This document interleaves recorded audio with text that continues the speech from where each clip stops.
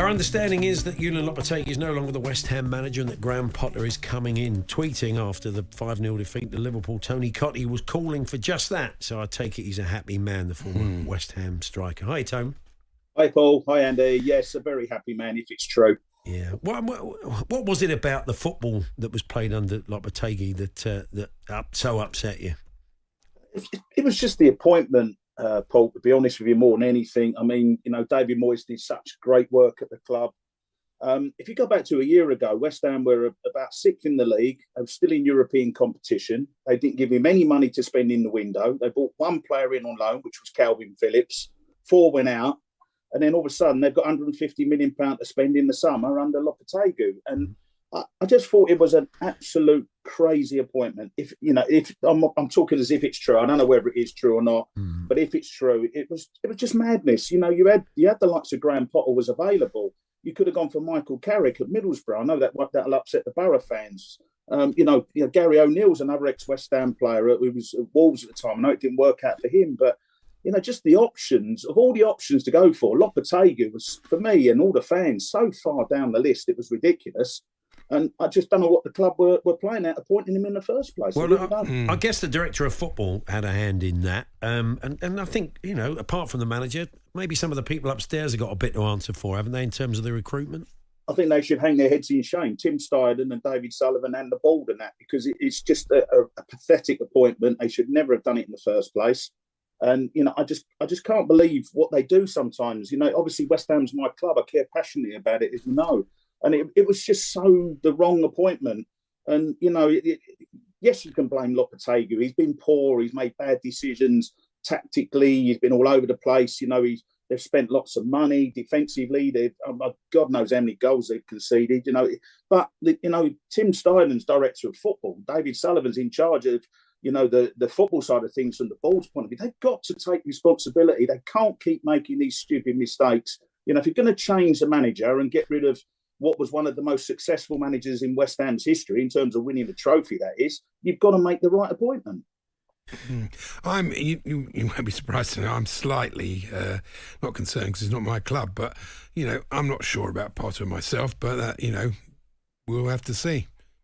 Yeah, he's available, Andy, isn't he? Obviously, they're going to have to pay to get rid of Lopetegui. I understand there's 6, 7, 8 Spanish staff with him. They're going to have to get paid up as well. If Potter comes in, he's available.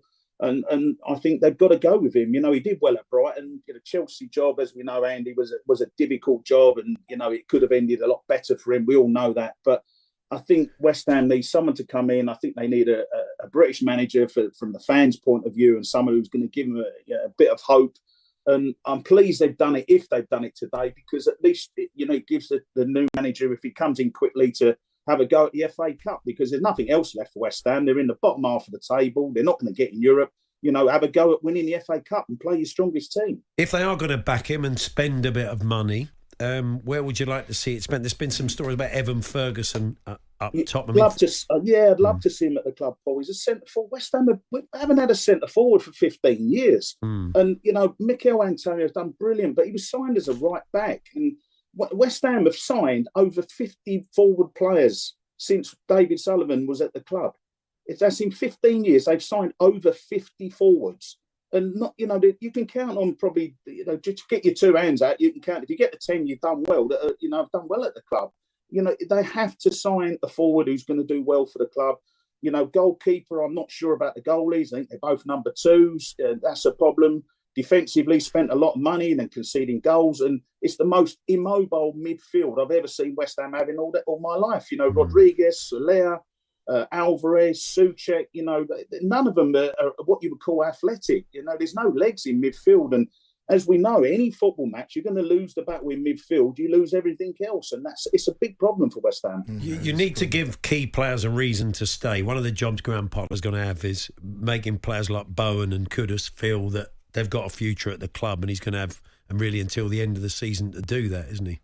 Yeah, absolutely. I mean, Kudus we've seen glimpses this year. Bowen's probably, consistently our best player. He's out probably for 5 or 6 weeks. So they haven't got him at the moment. So it's very, very difficult times at the moment. But West Ham, I thought we gotten past that, where they're a selling club, and the we know Declan Rice went recently, but it's been going on for years and years and years. And they seem to sort of put the buildings in place, and all of a sudden they knock it down as quick as they built it. And it's so frustrating as a West Ham fan. I think we're all so frustrated, and everyone thought it was going to be a good season, but once they made that managerial appointment, I just knew it was going to. I said it in May, Paul. I'm not gloating about this. I said it in May. It was the wrong appointment. And so it proved. Yeah. I mean, has been any good news? I mean, I think Wan-Bissaka in spells has looked good. He's been fantastic. He's been good. He's been fantastic. He's probably been our best player. He's done really, really well. But with regards to the other signings, and that's why I mentioned Tim Steidten at the start, they've spent £150 million. Well, why would you sign a Brazilian, 18-year-old Brazilian, who's not started one game? It cost £25 million.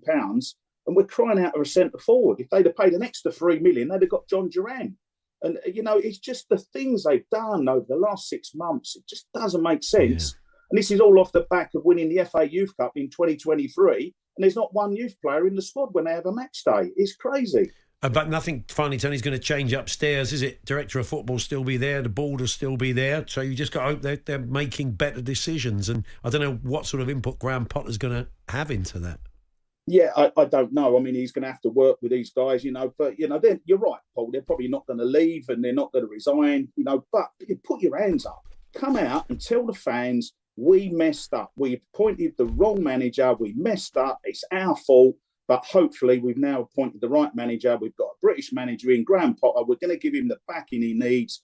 And let's get on with it. But at least own up to it. We all make mistakes in life. Put your hands up and admit it. Good to talk to you, Tony, as always. Thanks very much. All the best. Interesting. Tony Cottee there, West Ham great. Sounds delighted that they've made that change. They've been calling for it for a while. It's not confirmed yet, as we said from West Ham, but our understanding is that Julen Lopetegui is no longer the manager. I hope it happens. We're a bit stupid. Yeah, I don't think we'd be talking about it otherwise. Anyway, more on that once it is confirmed. You'll hear about it in Drive, I'm sure. Paul Hawksbee and Andy Jacobs, Monday to Friday afternoons 1 till 4 on AM, on DAB, via the talkSPORT app and on your smart speaker. talkSPORT.